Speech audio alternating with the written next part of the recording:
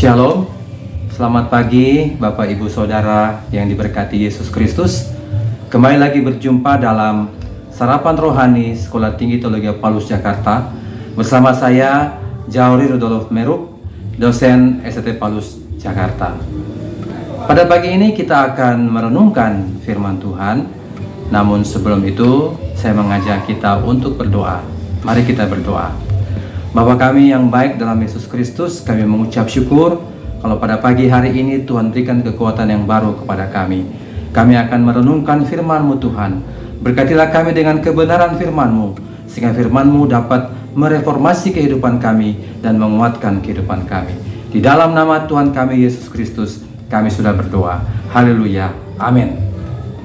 Tema renungan kita pagi ini adalah kabar baik yang membawa reformasi. Saudara pernah mendengar kabar baik, kabar buruk, kabar angin? Kabar adalah sesuatu yang kita terima, baik yang kita lihat maupun yang kita dengar. Bagaimana reaksi kita ketika kita mendengar kabar baik dan kabar buruk?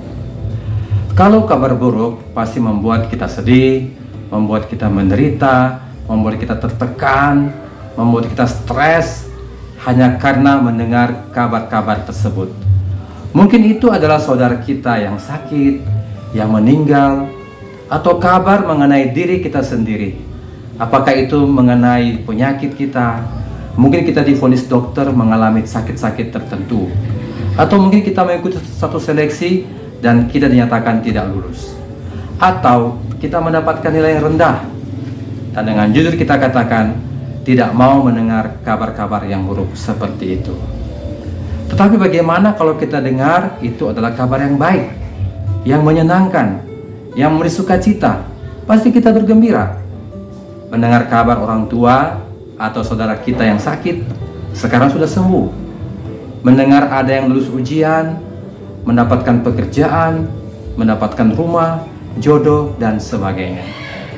Kita mendapat berkat, mendapatkan nilai yang baik, dan betapa senang ketika kita mendengar kabar-kabar baik tersebut. Saudara yang dikasihi Tuhan, hari ini firman Tuhan berbicara mengenai kabar baik.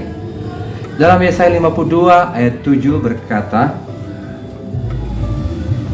betapa indahnya kelihatan dari puncak bukit-bukit kedatangan pembawa berita yang mengabarkan berita damai dan memberitakan kabar baik, yang mengabarkan berita selamat dan berkata kepada Sion, Allahmu itu Raja.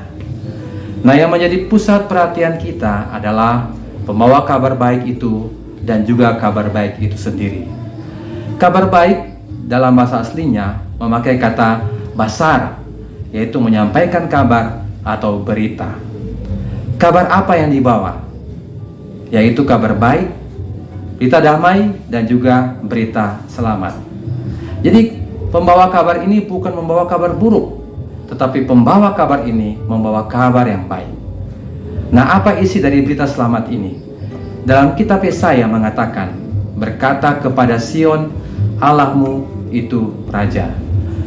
Berita ini merupakan berita yang sangat indah sekali, karena pada saat itu bangsa Israel sedang mengalami kehancuran. Bangsa Israel sedang tercerai-berai di tengah-tengah bangsa yang lain. Dan tidak ada berita yang lebih indah dari kata Allahmu itu Raja.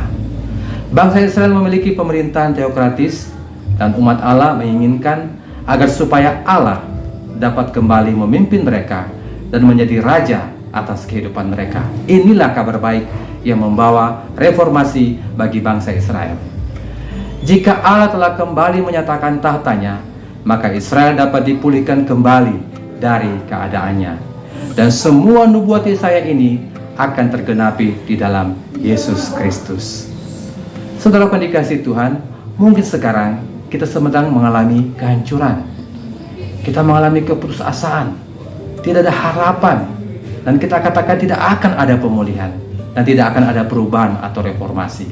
Kabar baik pada hari ini adalah membawa reformasi. Yang membawa perubahan adalah mari kita menjadikan Tuhan sebagai Raja yang memerintah dan berkuasa di dalam hatimu dan di dalam kehidupanmu. Mari kita terima Yesus sebagai Tuhan dan Juru Selamat. maka hidupmu akan mengalami reformasi. Karena apa? Karena hidup kekal akan menjadi milikmu. Amin. Tuhan Yesus memberkati.